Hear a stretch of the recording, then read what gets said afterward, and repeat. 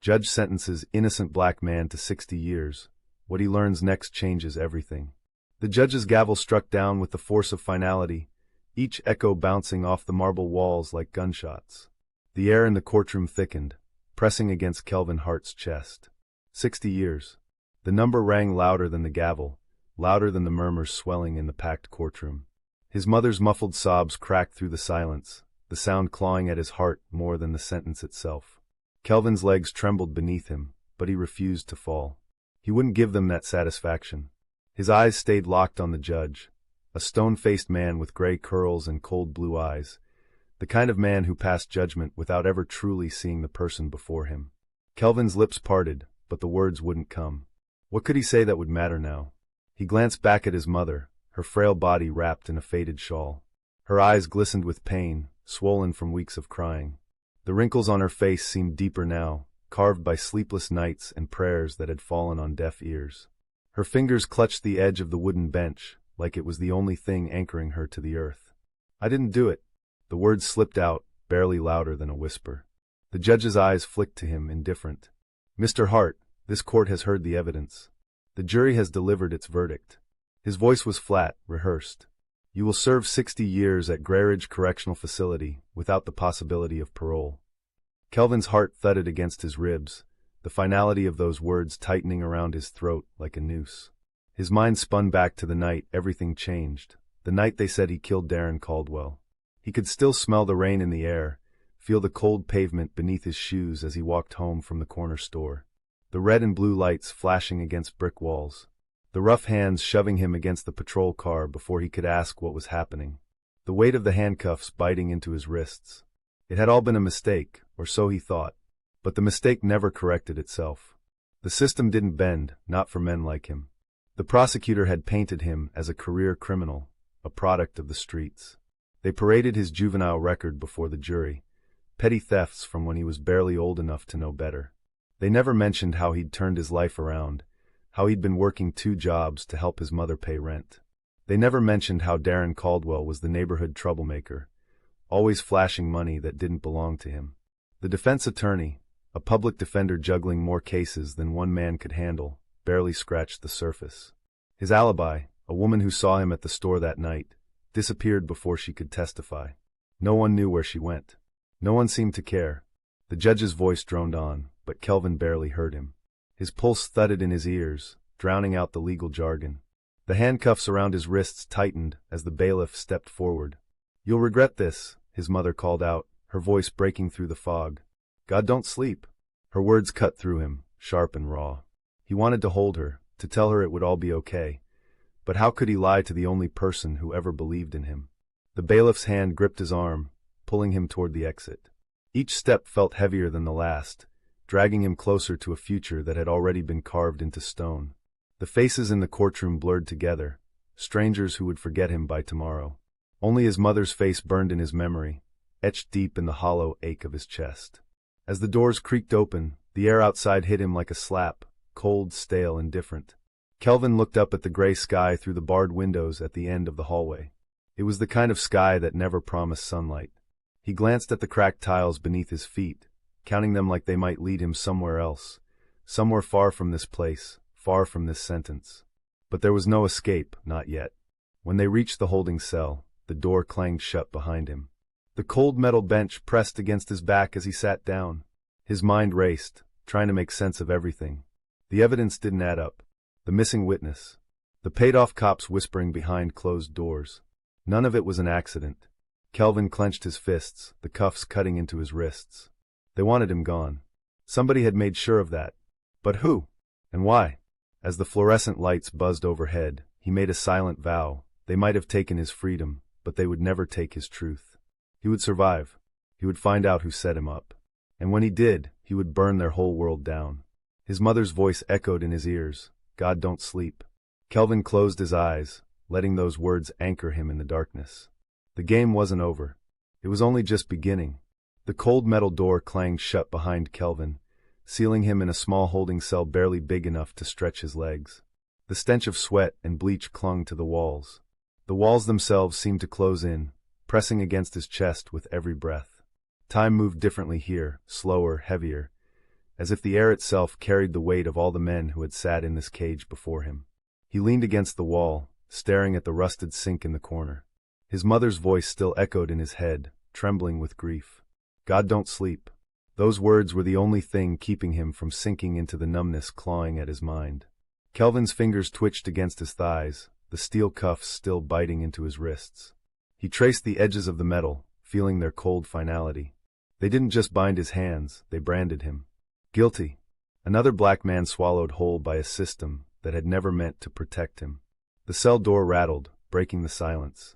A guard stood on the other side, clipboard in hand, eyes dull and lifeless. "Hart, you got 5 minutes." Kelvin's heart jolted. His mother. He forced himself to stand, legs stiff from hours of sitting. The cuffs stayed on as they led him down the narrow hallway.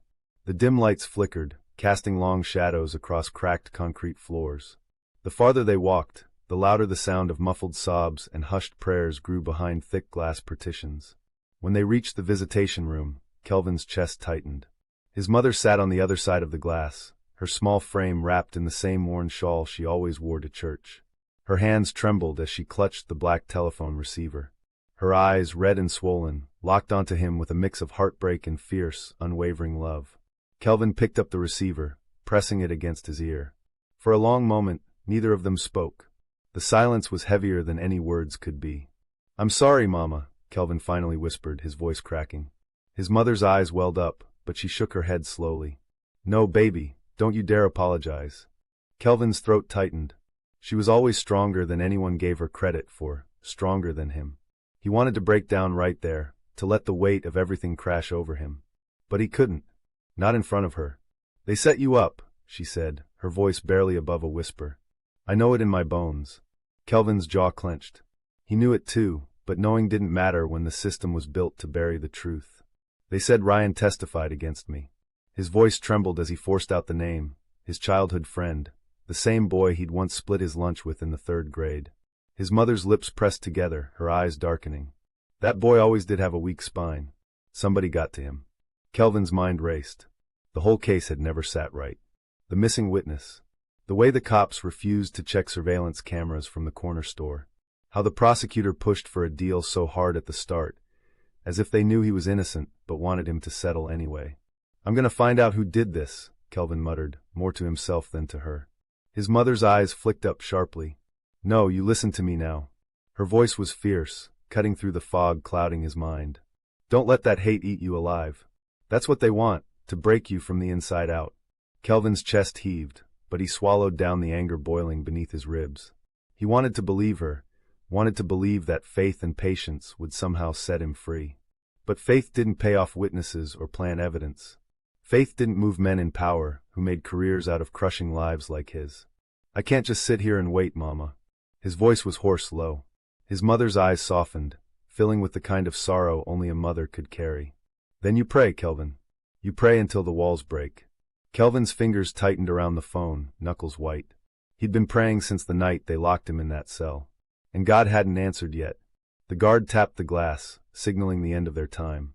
Kelvin's heart sank as his mother pressed her palm against the glass. He pressed his own hand to the cold surface, the closest he'd come to touching her in months. "I'm gonna get out of here," he whispered. "I don't know how, but I will." His mother's eyes glistened, but she nodded. "You hold on, baby. God don't sleep." The guard pulled him away before he could say another word. The door clanged shut behind him, severing the fragile thread tying him to the outside world. As they marched him back to the holding cell, something hardened inside Kelvin, something darker, sharper. He would survive this. Not because of faith. Not because of hope. Because somebody out there wanted him buried, and he wouldn't rest until he found out who. That night, as he lay on the cold metal cot, the shadows pressing in from every corner, Kelvin whispered his mother's prayer into the darkness. But deep down, he knew the only justice he would ever find would be the kind he carved out with his own 2 hands. The first night inside Grayridge Correctional Facility felt like drowning with his eyes wide open. The metal cot beneath Kelvin's back was stiff, pressing into his spine like broken bones. The air reeked of sweat, mildew, and something sour, like fear trapped between the walls. Every creak of a bunk or distant murmur felt like a warning wrapped in silence. Kelvin lay still, staring at the cracked ceiling above him. Sleep was a luxury here. He'd already figured that out. The whispers echoed through the cell block, deals being made in the dark, promises traded for protection or revenge. The guards walked the corridors like shadows, eyes cold and indifferent. A sudden clang snapped him out of his thoughts. The heavy steel door at the end of the hall groaned open, flooding the corridor with pale yellow light. Kelvin's heart thudded in his chest as heavy boots echoed against the concrete floor. The sound was distant, but in this place, distance meant nothing. Violence could find you even when you weren't looking for it. He squeezed his eyes shut, forcing himself to breathe slow. He couldn't afford to show fear. Not here. Not now. The footsteps passed his cell without stopping, but the tension stayed lodged in his chest. This wasn't the kind of place where you survived by luck. Survival came from learning the rules, the ones nobody ever spoke out loud. By the time the sun rose, Kelvin's mind was already mapping the place. The guards. The inmates. The way power shifted hands and whispered deals. He'd learned long ago that the most dangerous men were the ones who never raised their voices. Breakfast came with no ceremony. A plastic tray of cold oatmeal and something that might have once been bread. Kelvin sat alone at the end of the long metal table, head down, eyes scanning every face. "You ain't from around here." The voice came low, steady, the kind of voice that had seen more years than most. Kelvin glanced up slowly. Across from him sat Jeremiah, an older man with salt and pepper hair and eyes that seemed to cut straight through him. His face was carved with lines, each one telling a story nobody would ever hear. Kelvin didn't answer right away. "Around here, talking to the wrong man could get you killed." "I'm from wherever they tell me I am," Kelvin muttered, keeping his voice low. Jeremiah's lips curled into something that almost resembled a smile. "Smart answer." Kelvin went back to his food, but he could feel Jeremiah's eyes still on him. "They set you up, didn't they?" Kelvin's spoon froze halfway to his mouth. His eyes flicked up, meeting Jeremiah's gaze. "What makes you think that?" Jeremiah leaned back, folding his arms across his chest. "I've been in this place long enough to smell a frame job from across the yard." His voice dropped lower. "Seen it happen to more men than I can count, especially men that look like you." Kelvin's throat tightened, but he forced himself to stay calm. He'd spent the last few months trying to convince himself that what happened was some twisted mistake. But hearing someone else say it, like it was just another day in the system, made his blood boil. "Why you care?" Kelvin asked, his voice sharper than he intended. Jeremiah's eyes didn't waver. "I don't." He leaned forward, his voice barely above a whisper. "But I know how this place works. They bury the truth under paperwork and time. You want to survive in here? You gotta dig it back up yourself." Kelvin's fingers tightened around the plastic spoon. He wanted to believe there was still some kind of justice left in the world. But everything he'd seen told him otherwise. "You got a name?" Kelvin asked cautiously. "Before I go on, I know you're enjoying the story. The old man I would really appreciate it. Been here long enough to know the only way out is in a subscribe button down below, or if somebody on the outside starts asking the wrong to get notified whenever I drop Kelvin's heart thudded. All right, he leaned in closer, lowering his voice. "What kind of questions?" Jeremiah's eyes flicked around the room, scanning for ears that didn't belong. Then he leaned forward until his voice was barely a breath. The kind that make powerful men nervous. Kelvin's pulse quickened. He didn't know what game Jeremiah was playing, but something told him the old man was more than just another forgotten prisoner. "I didn't kill that man," Kelvin muttered, his voice shaking despite himself. Jeremiah's gaze stayed steady. "I know." The words hit Kelvin harder than he expected. Nobody had said that to him since the trial. Not his lawyer. Not the judge. Not even the guards. "Then why you helping me?" Jeremiah's eyes darkened. "Because I've been sitting in this place for 20 years, waiting on the truth to set me free." His voice dropped lower. "But the truth don't walk itself out of here, son. You gotta drag it kicking and screaming." Kelvin's heart pounded in his chest. "You want out?" Jeremiah asked. "Then you better start digging." Kelvin's eyes flicked around the room, scanning every guard, every set of watching eyes. He didn't know if he could trust Jeremiah. But he knew one thing for certain. He wasn't leaving Grayridge the same way he'd come in. He leaned in closer, voice steady. "Where do I start?" Jeremiah's lips curled into a slow smile, the kind of smile that promised nothing but danger. "First," he whispered, "you learn to listen." Kelvin sat back, heart hammering in his chest. He didn't know what game he'd just stepped into, but something told him Jeremiah was the only man in this whole damn prison who could help him win it. As the guards barked for the inmates to clear the tables, Kelvin's mind raced. The system wanted him buried, but the truth was still out there. And if he was going to survive, he'd have to unearth every filthy secret hiding beneath Greyridge's cracked walls, no matter what it cost him. The sun barely reached Greyridge's walls. What little light crept through the narrow windows only served to remind Kelvin how far he was from freedom. Days bled into nights without meaning, the same routine, the same stale air pressing against his lungs. But something had shifted since his conversation with Jeremiah. He moved differently now, quieter, more deliberate. Every corner, every conversation, every sideways glance carried weight. The prison had a rhythm, and if he listened closely, he could hear the pulse of secrets buried beneath the surface. Kelvin watched the guards more than he spoke. He noticed how Officer Klein always lingered by the north stairwell when no one was looking. How the cameras in the east corridor mysteriously cut out for a few minutes every night. How certain inmates disappeared into the warden's office and came back with fresh cigarettes or extra commissary. Jeremiah's voice echoed in his head. You want to survive? You gotta dig. Kelvin didn't trust the old man. Not yet, but he couldn't afford to dismiss him either. In Greyridge, information was currency. And Jeremiah seemed to have pockets full of it. By the time the yard opened for recreation, Kelvin had memorized the guard rotation. He stuck close to the edges, keeping his head down while his eyes scanned the clusters of inmates. There were rules here, invisible lines drawn in sweat and blood. Crossing them without permission could get a man buried faster than any sentence. Jeremiah sat on a splintered bench near the fence, peeling an orange with slow, practiced movements.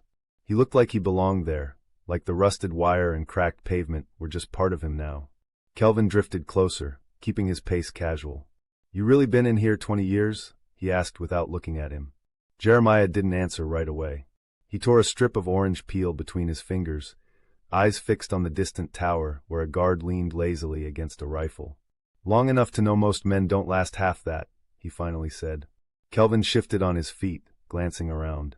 Nobody was paying them any attention, not yet. You said I need to dig. His voice stayed low. What exactly am I looking for? Jeremiah's fingers paused. His sharp eyes flicked toward Kelvin, cutting straight through him. Names. Kelvin's stomach nodded. I don't even know where to start. A slow smile tugged at the corner of Jeremiah's mouth. He leaned in, voice barely above a breath. You already started, boy, the second they put you in here. Kelvin's pulse quickened. He clenched his fists to keep them from shaking. Somebody wanted you gone, Jeremiah continued, peeling the last strip of orange. But nobody gets framed without leaving fingerprints behind. Kelvin's mind raced. Darren Caldwell, the man he'd been accused of killing, had enemies. Everybody in the neighborhood knew Darren ran with dirty cops, selling stolen pills out of his cousin's barbershop. But nobody ever talked about it. Kelvin glanced around the yard again, lowering his voice. You think the cops were in on it? Jeremiah snorted, popping an orange slice into his mouth. I think cops don't frame nobodies for nothing. He wiped his fingers on his pants, leaning back against the fence. Somebody paid to make you disappear. Kelvin's heart pounded in his chest. The missing witness. The rushed trial. Ryan's sudden betrayal. It all fit. Pieces of a puzzle he hadn't even realized he was holding. But why me? Jeremiah's eyes narrowed. That's the question you need to be asking. Kelvin swallowed hard. How do I find the answers? Jeremiah's gaze swept the yard like he could see every secret hiding in plain sight. You listen, he said softly. You watch. And when you hear the right name, you come back to me. Kelvin's throat felt tight. He'd spent months trying to survive, trying to convince himself that the truth would set him free. But the truth didn't walk into Greyridge through the front gates. It had to be pulled out, inch by inch, from men who would kill to keep it buried. That night, as the cell block lights flickered out one by one, Kelvin lay awake in his bunk. The shadows stretched long across the ceiling, wrapping around him like chains. He closed his eyes and listened. The low murmur of voices carried through the vents. Deals being made. Favors traded. Names whispered in the dark. Kelvin didn't know who had set him up. Not yet, but he was starting to understand the game. If they wanted him buried, they'd made one mistake. They'd left him breathing. And as long as he had breath in his lungs, he would keep digging. Even if it killed him. Kelvin's eyes snapped open to the sound of metal scraping against metal. Another morning in Greyridge. Another day closer to losing himself in this place. The light spilling through the barred window cut thin lines across the concrete walls. Sweat clung to his skin, the heat pressing down on him like the weight of every lie that had landed him here. The routine started like always: lineup, head count, breakfast. But something was different now. Every face he passed carried more weight. Conversations he'd once ignored now carried whispers beneath the surface. Every glance lingered just a little too long. Kelvin kept his head down, his ears wide open. Jeremiah's words circled in his mind. You listen, you watch. The first name came faster than he expected. While scrubbing down tables in the mess hall, Kelvin overheard two inmates talking near the dish window. You hear about Ortiz in Block C? One of them muttered, voice low. Got moved out 2 days ago, the other replied. They say he knew too much about Caldwell's stash house. Kelvin's pulse quickened, but he kept wiping the table, not daring to look their way. Caldwell's stash house. He hadn't heard those words since before the trial, back when Darren Caldwell was still breathing and pushing pills through half the block. By the time the lunch bell echoed through the halls, Kelvin's mind was spinning. If Ortiz had dirt on Caldwell, that meant Darren's operation was still running, even from beyond the grave. Someone was making sure it stayed buried. Kelvin waited until the yard opened before approaching Jeremiah again. The old man sat alone by the fence, peeling another orange with slow, steady fingers. Kelvin sat down on the bench without a word, keeping his eyes on the cracked pavement. Ortiz, he murmured, barely moving his lips. Jeremiah's hands froze mid-peel. He glanced sideways, not breaking rhythm. What about him? Kelvin swallowed hard. They moved him, because of Caldwell's stash house. Jeremiah's eyes flicked toward him, sharp as glass. You hear that from the right mouth? Kelvin nodded, heart pounding.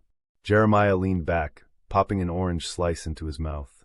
For a long moment, he chewed in silence, his eyes sweeping the yard. Stash house on Marrow Street, he finally muttered. Cops raided it a month before Caldwell got popped. But nothing ever made it to evidence. Kelvin's breath caught in his throat. He remembered the rumors, how the cops always seemed to look the other way when Caldwell's people moved weight through the neighborhood. If the stash never made it to evidence, somebody got paid, Jeremiah finished, voice low. And somebody wants to make sure that secret dies right here. Kelvin's heart pounded harder. You think that's why they framed me? Jeremiah leaned in, his eyes cold and steady. I think somebody needed a body to close the case. He let the words hang heavy in the air. And they picked the wrong one. Kelvin's jaw clenched. Every muscle in his body tensed with the urge to smash something, to tear this whole place apart with his bare hands. But rage wouldn't get him out of Grayridge. You said names would get me out, Kelvin muttered. I got one. Jeremiah's lips curled into that slow, dangerous smile again. Ortiz ain't the name you need, boy. Kelvin's breath caught. Then whose name do I need? Jeremiah's eyes flicked toward the guard tower without moving his head. Klein. Kelvin's stomach dropped. Officer Klein, the same guard who always lingered too long in empty hallways. The same guard who never seemed to look anyone in the eye. If Klein's dirty, why's he still walking free? Jeremiah's smile faded. Because men like him don't get caught unless someone drags them into the light. Kelvin's pulse hammered in his ears. The pieces were falling into place faster than he could keep up. Klein, Caldwell, the stash house. They were all connected, part of a machine built to bury men like him alive. You ready to dig, boy? Jeremiah asked softly. Kelvin's hands curled into fists on his knees. I don't got a choice. Jeremiah's smile returned, slow and knowing. Good. That night, Kelvin lay awake on his cot, staring at the cracked ceiling. The whispers drifted through the vents again, deals being made, lives being traded like cigarettes. But this time, Kelvin wasn't just listening. He was hunting. He closed his eyes, letting the prison's rhythm pulse through him. Somewhere in the dark, the truth was buried beneath layers of lies. And if he had to claw his way through hell to find it, he would. Kelvin woke before the morning bell, heart hammering in his chest. The walls of Grayridge pressed in tighter with each passing day, but now he carried something heavier than fear, purpose. His mind replayed Jeremiah's last words like a broken record. Klein. If the guard was as dirty as Jeremiah hinted, then Kelvin's entire case had been built on quicksand. But knowing the truth and proving it were two different things.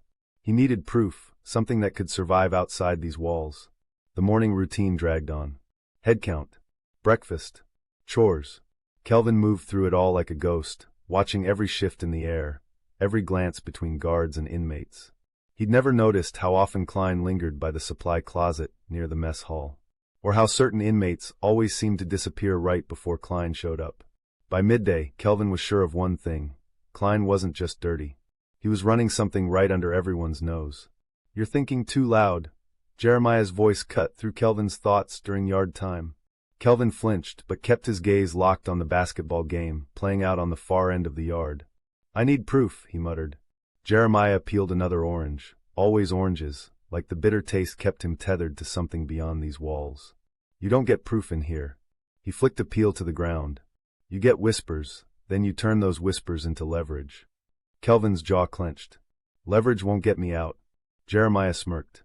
It'll get someone talking. Kelvin's eyes scanned the yard. He needed a crack, something small enough to pry open. His gaze landed on Cooper, a scrawny white boy with jittery hands who always seemed to hover near Klein's orbit. What about him? Kelvin nodded toward Cooper. Jeremiah's eyes flicked over without moving his head. Cooper's a rat. Klein's little errand boy. Kelvin's heart quickened. If he's working for Klein, he's seen something. Jeremiah's smile returned, slow and sharp. Question is, what'll it cost to make him talk? Kelvin's stomach twisted. In Grey Ridge, everything had a price. Information. Protection. Even a man's life. He hated the thought of playing the same game that had buried him, but the rules weren't his to break. I'll find out. Jeremiah nodded once, satisfied. Just remember, rats squeal when they're cornered. Make sure you don't get bit. That night, Kelvin lay in his bunk, heart pounding as the prison sank into silence. His mind raced, piecing together everything he'd learned. Klein. Cooper. Caldwell's stash house. The names tangled together like barbed wire, but one truth burned beneath it all. Someone had paid to make Kelvin disappear. He couldn't trust the guards. Couldn't trust the system. But if Jeremiah was right, the truth was buried inside these walls. He just had to dig deep enough to find it. The next morning, Kelvin made his move. He caught Cooper alone by the laundry bins, his jittery fingers working a cigarette down to the filter. You run errands for Klein, right? Kelvin's voice was low, steady.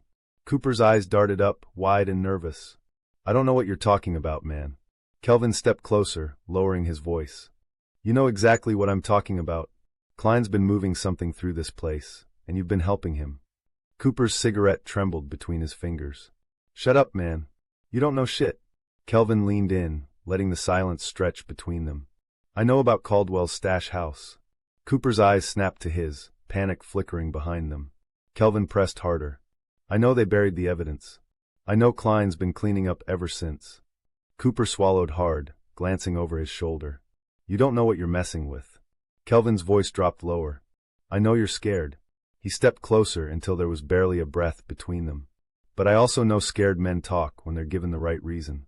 Cooper's breath quickened, sweat beading along his brow. What do you want? Kelvin's heart pounded in his chest. Names. His voice was steel now. Who paid to frame me? Who's still pulling the strings? Cooper's eyes darted around the empty corridor, weighing the risk. Finally, he leaned in, voice barely above a whisper. There's a name, but you didn't hear it from me. Kelvin's pulse hammered. Who? Cooper swallowed hard, eyes flicking toward the ceiling like the walls themselves were listening. Detective Callahan. Kelvin's breath caught in his throat. The name felt like a punch to the gut. Detective Callahan, the same cop who'd testified against him at trial. The same cop who had found the murder weapon wrapped in Kelvin's old gym shirt. His blood turned cold. They're still moving product through the stash house, Cooper whispered. Klein handles it inside. Callahan keeps the streets clean. Kelvin's fists clenched at his sides. Callahan had sworn under oath that the evidence against Kelvin was airtight. Now the truth sat rotting inside Grey Ridge's walls, just another body buried beneath the weight of dirty money. Why me? Kelvin's voice was a broken whisper. Cooper's eyes flicked toward him, hollow and afraid. You were just the easiest one to throw away. Kelvin's heart pounded in his chest. The anger he'd been swallowing for months boiled up like acid, threatening to tear him apart from the inside. He wanted to scream, to punch the walls until his knuckles bled. But rage wouldn't set him free. Proof would. Kelvin stepped back, his mind racing.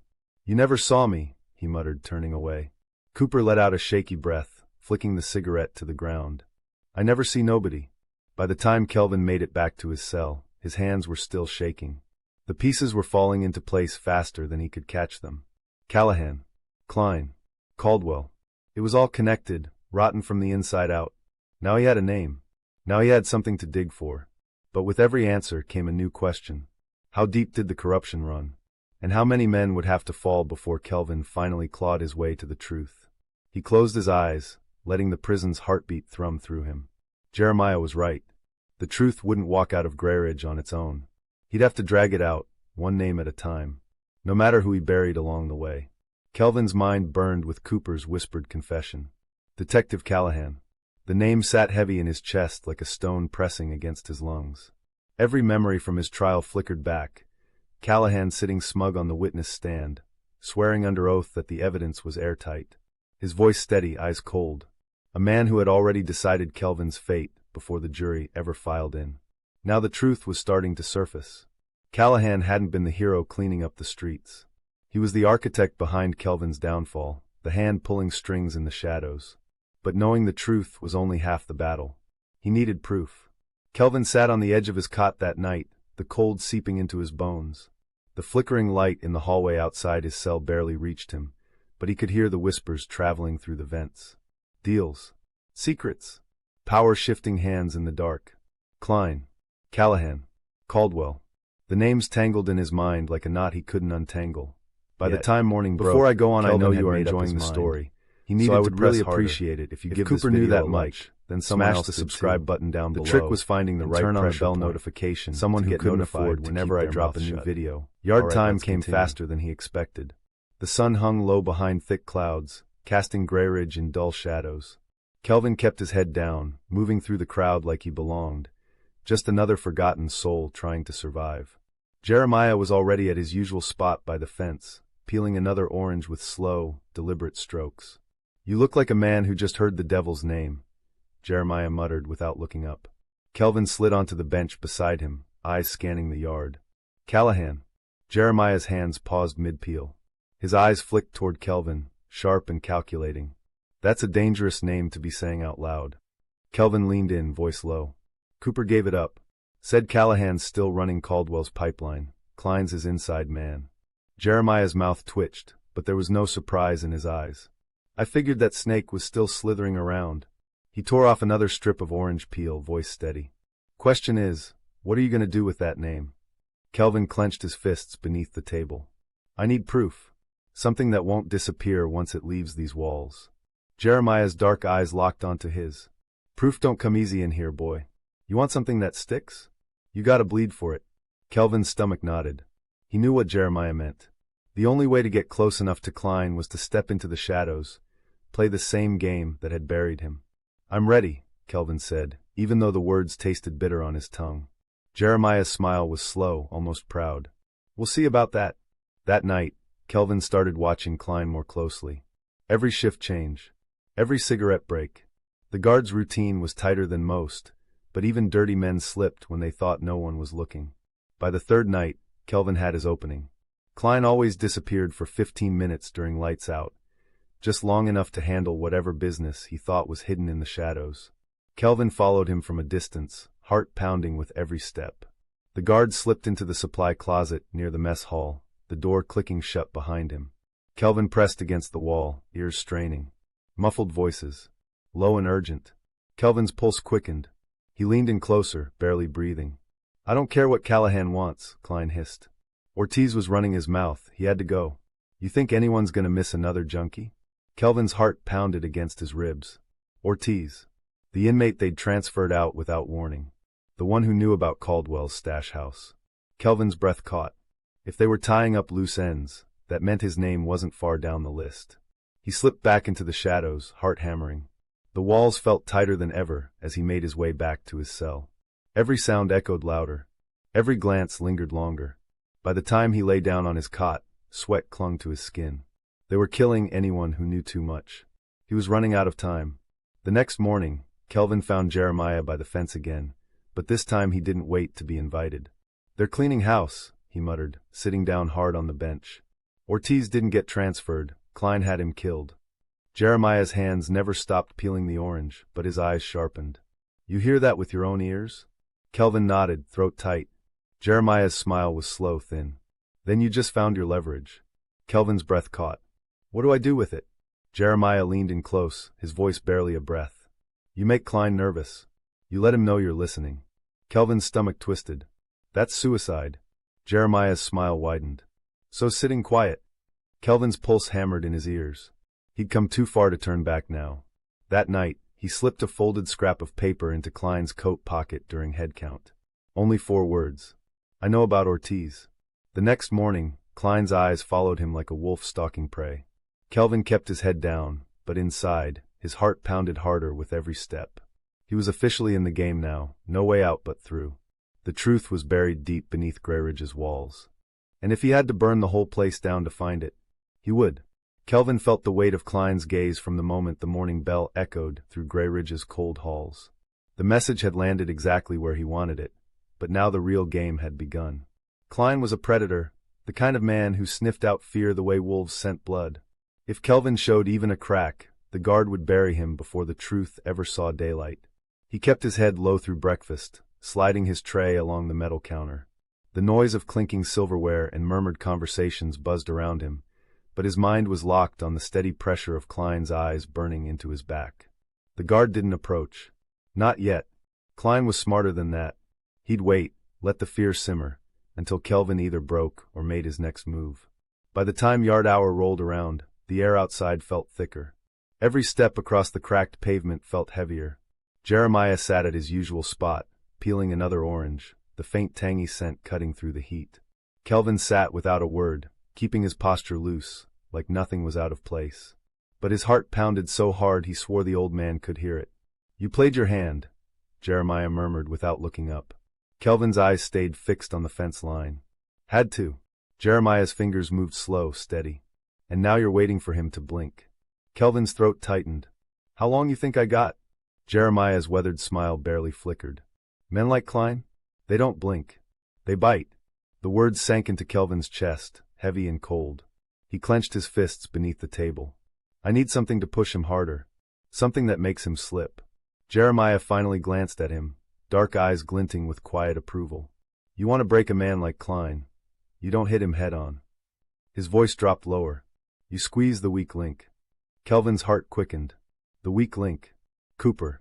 By the time the bell rang, Kelvin had already made up his mind. If Cooper had given him Callahan's name once, he'd crack again, if the pressure was applied the right way. He found Cooper near the laundry bins during afternoon chores, his jittery hands stuffing dirty sheets into a rusted cart. Kelvin moved in slow, blocking the narrow gap between the carts. We need to talk.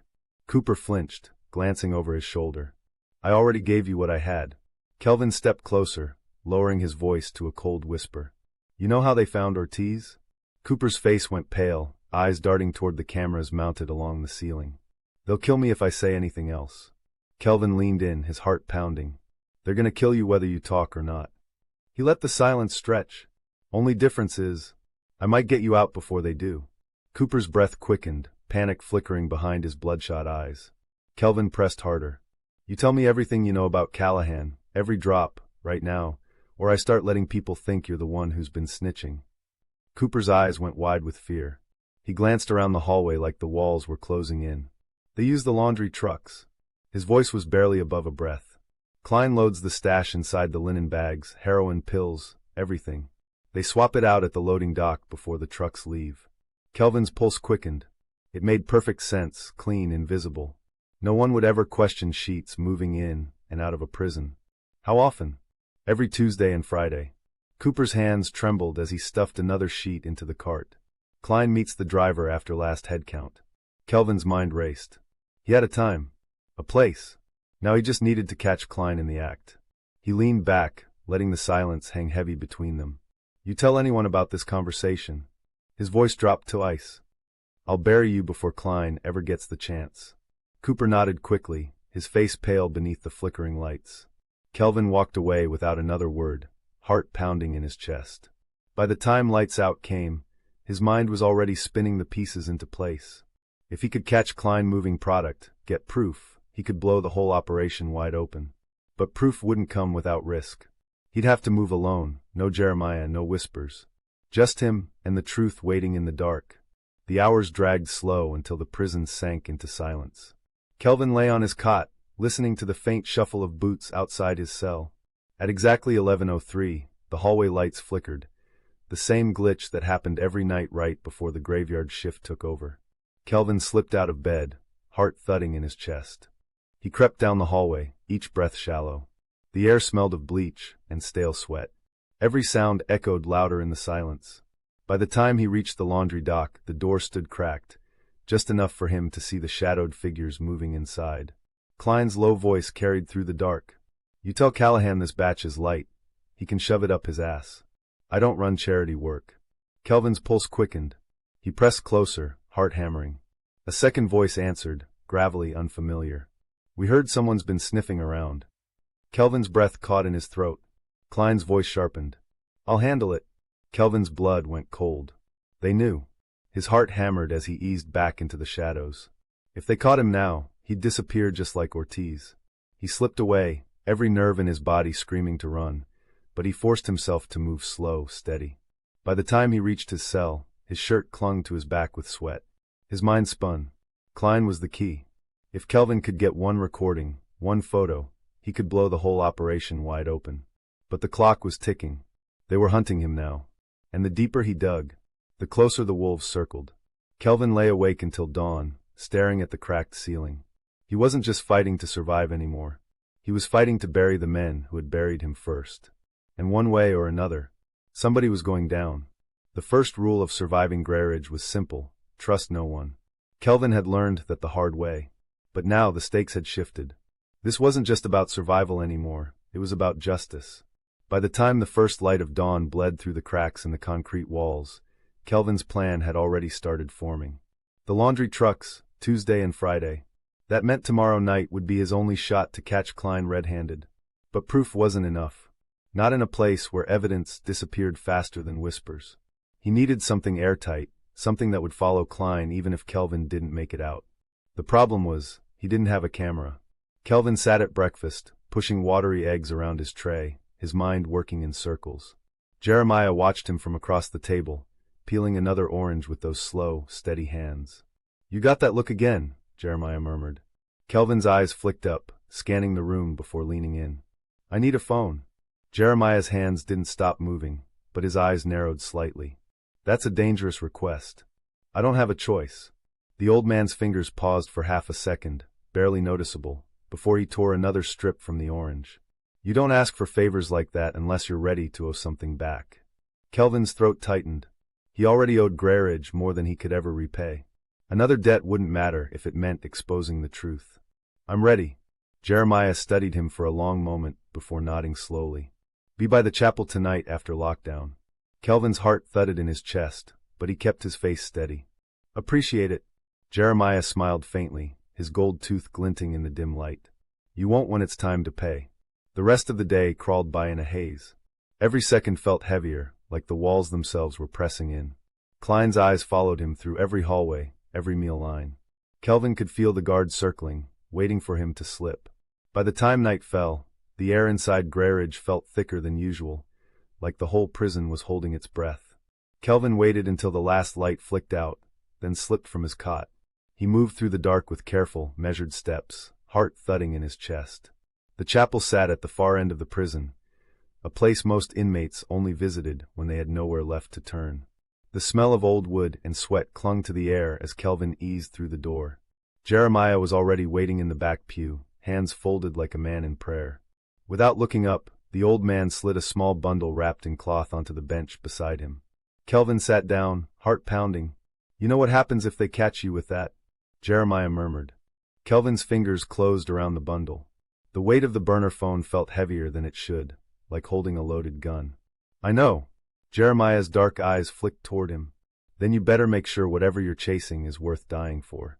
Kelvin's throat tightened, but he pocketed the phone without another word. He didn't sleep that night. Every second dragged out, the weight of the phone pressing against his leg like a heartbeat. By the time the next evening rolled around, the plan was set. He'd slip out during head count, hide near the laundry dock, and catch Klein making the drop. Simple. Clean. Except nothing in Greyridge was ever simple. Kelvin's pulse quickened as the guards marched through for final count. He lay still, barely breathing, until the footsteps faded down the hall. When the last door clanged shut, he slid from his cot and crept into the shadows. The prison pulsed around him, low murmurs, the distant clatter of metal against stone. He moved along the edges of the hall, every nerve wired tight. The laundry dock was colder than the rest of Greyridge, the air thick with the scent of bleach and damp fabric. Kelvin crouched behind a rusted cart, heart hammering in his chest. Minutes dragged by, each one heavier than the last. Then footsteps. Klein's voice cut through the silence, low and sharp. "Truck's late." Kelvin's breath caught. He eased the burner from his pocket, flipping the camera on with shaking fingers. A second voice answered, gravelly familiar. "Callahan wants this batch out tonight. No loose ends." Kelvin's stomach twisted. He shifted the phone just enough to capture the shadows moving beneath the flickering lights. Klein's thick frame. The driver's hunched silhouette. Then the bags appeared, bundles wrapped in sheets, tucked into linen carts. Kelvin's heart pounded as he pressed record. This was it. The proof they'd buried him to protect. But then something changed.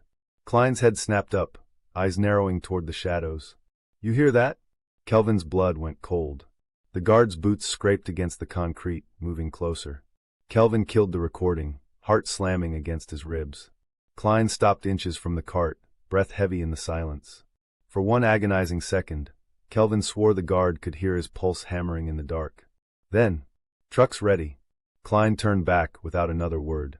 Kelvin stayed frozen until the footsteps faded into the night. Only when the last door clicked shut did he finally let out the breath he'd been holding. His fingers shook as he tucked the phone back into his pocket. He had the proof now. But proof didn't mean freedom. Not yet. Because in Greyridge, the truth could still bury you just as deep as any lie. Kelvin slipped back to his cell before dawn, heart pounding with every step. He had the first piece. Now he just had to survive long enough to use it. Kelvin lay on his cot, staring at the cracked ceiling.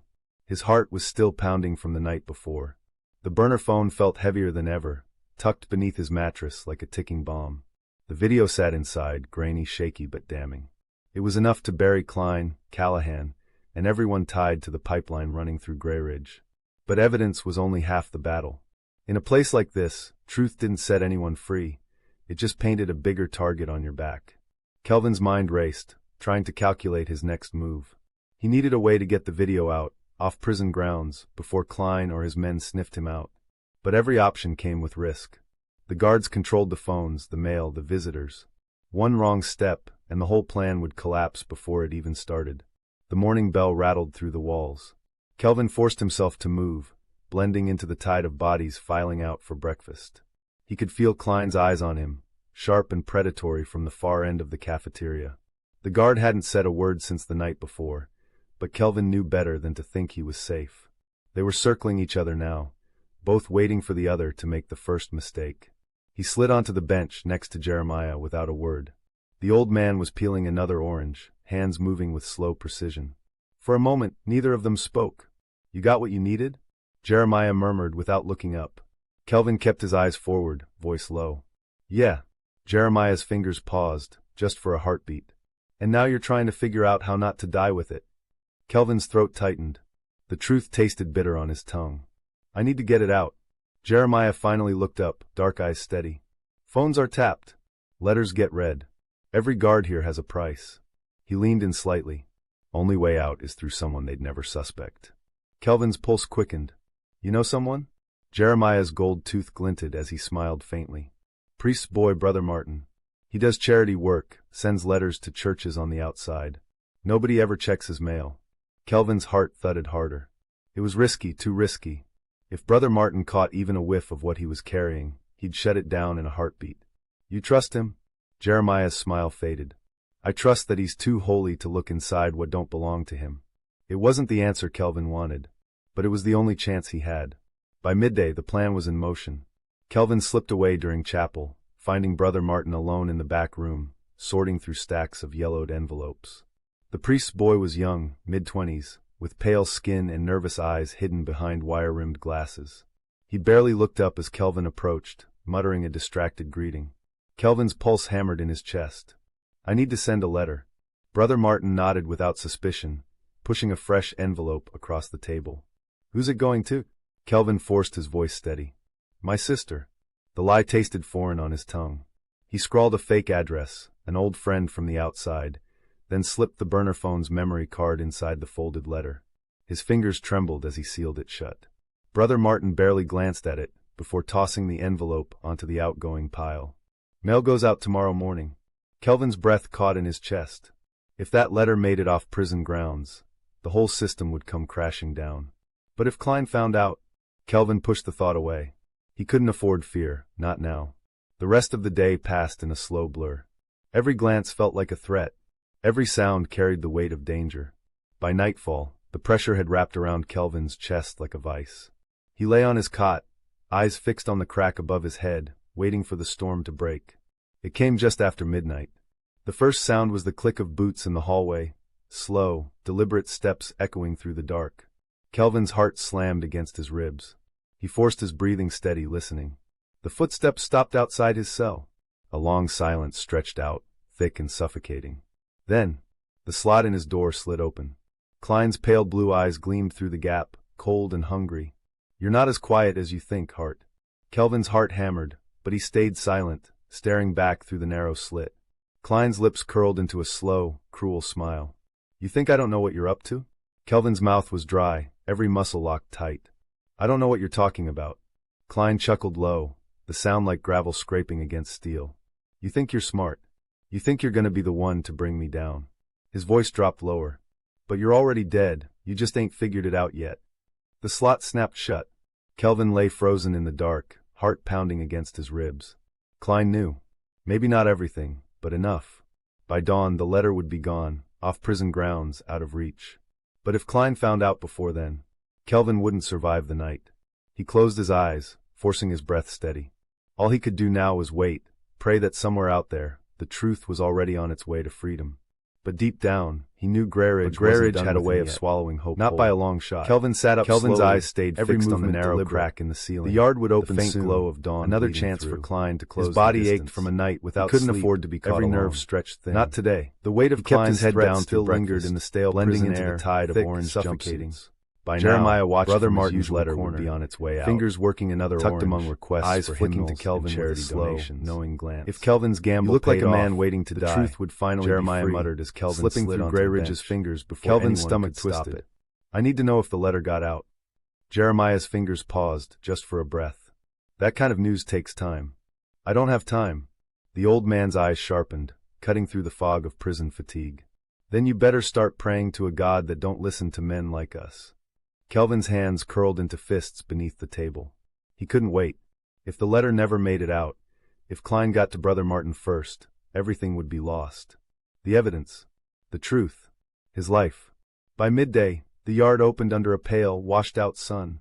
Kelvin moved with the crowd, sticking to the edges. His eyes scanned the faces, waiting, watching. Klein was out there. He could feel it, circling just beyond sight. Minutes bled into hours. The weight of paranoia pressed heavier with each passing second. Then he saw him.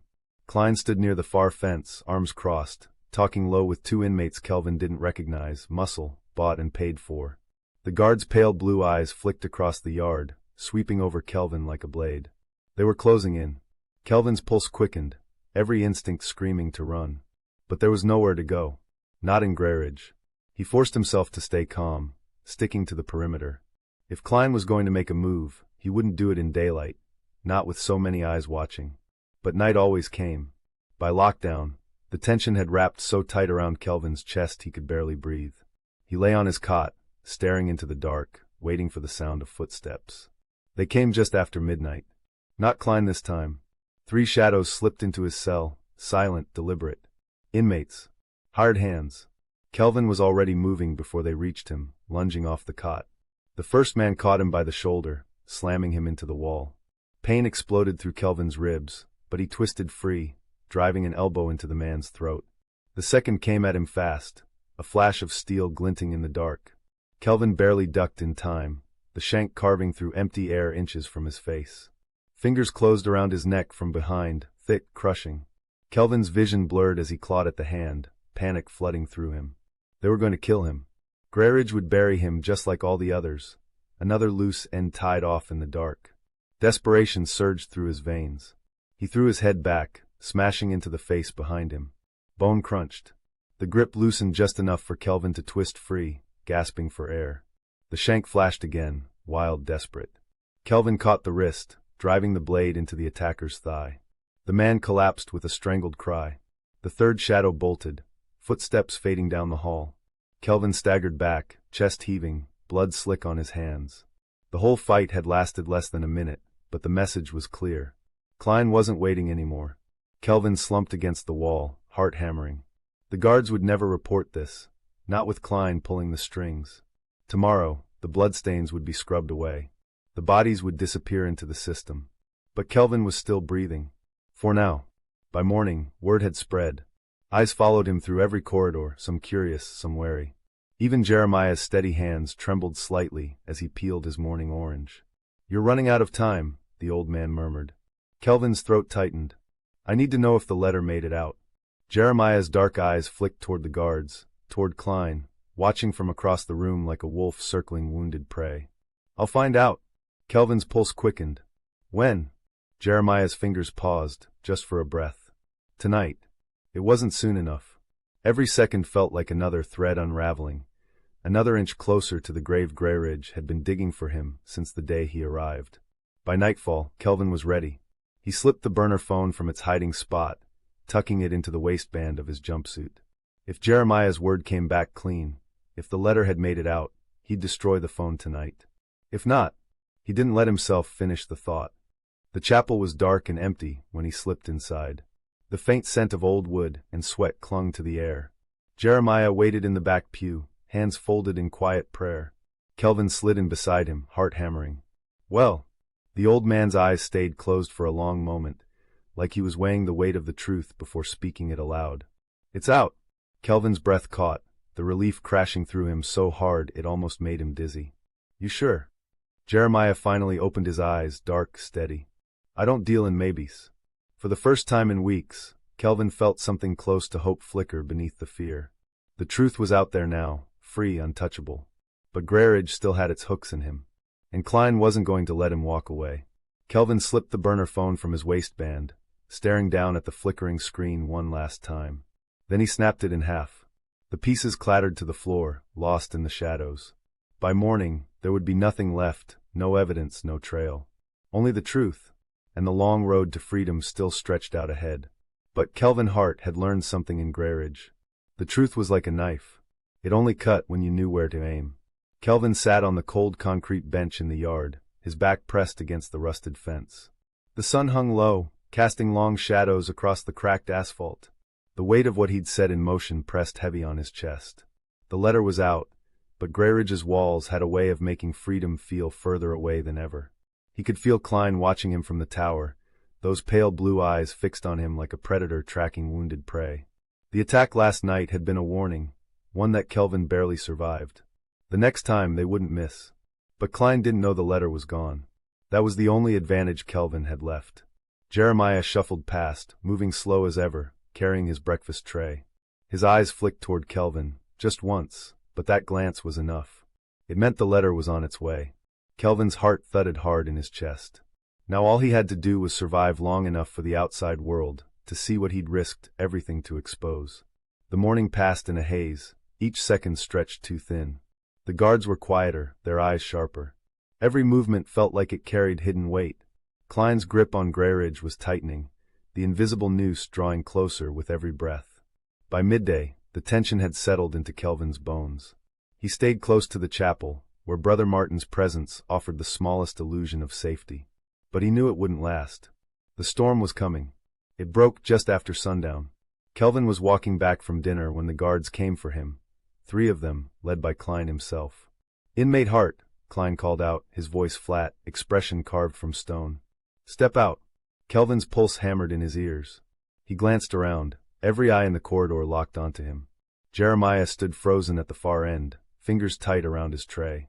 Kelvin forced himself to move, feet heavy against the concrete. He felt the zip ties close around his wrists, biting into skin already raw from a dozen other shackles. They led him through the maze of corridors, deeper into the prison's underbelly. The air grew colder, the walls narrower. He knew where they were taking him before they reached the door. The hole. Klein stopped outside the thick steel door, leaning in close. His breath reeked of stale cigarettes. "You think you're clever, Hart?" he muttered, voice low. "You think anyone's coming to save you?" Kelvin didn't flinch. "I think you're running out of time." Klein's jaw clenched, the mask of control slipping, just for a second. Then he shoved Kelvin through the door, slamming it shut behind him. The darkness swallowed him whole.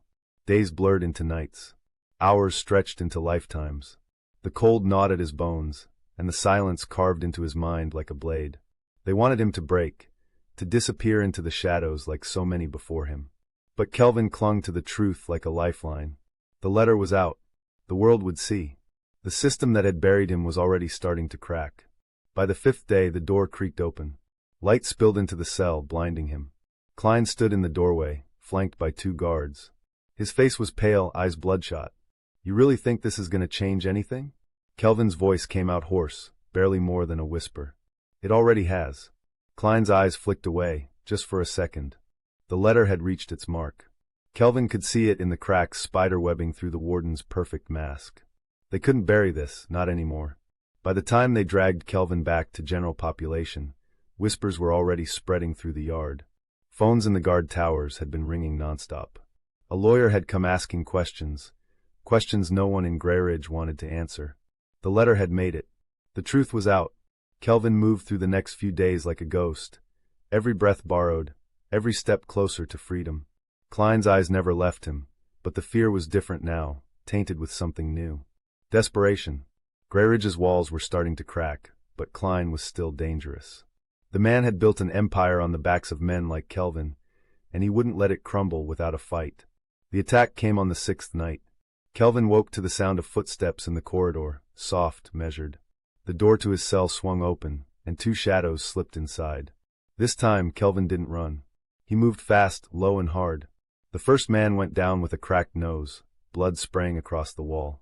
The second caught him by the shoulder, driving him into the cot. Kelvin fought like a man with nothing left to lose. By the time the guards came, both men were broken, bodies crumpled on the cold concrete floor. Klein was waiting outside the cell, arms crossed. "You just signed your death warrant, Hart." Kelvin wiped the blood from his mouth, breathing hard. "You can bury me, but the truth's still coming." For a long second, Klein just stared, silent, calculating. Then he turned and walked away. By morning, the whole prison knew what had happened. The news broke the same day, the pipeline scheme, the bribes, the stolen lives buried beneath Grey Ridge's foundation. The whole rotten system laid bare for the world to see. It took 3 more weeks for Kelvin's lawyer to finally walk through those gates, paperwork in hand. The evidence was ironclad. The sentence was overturned. When the cell door finally opened, Kelvin stepped out into the sunlight for the first time in 4 years. Jeremiah was waiting by the fence, peeling another orange. He didn't say a word, just nodded once, slow and steady. Kelvin walked out of Grey Ridge with nothing but the clothes on his back and the weight of every man still buried inside those walls. The truth had set him free, but justice was still waiting. Klein's empire was falling, but not fast enough. Kelvin stopped at the edge of the gate, the fresh air cutting sharp against his lungs. He wasn't done. Not yet. Grey Ridge had made him a ghost. Now he was ready to haunt them all.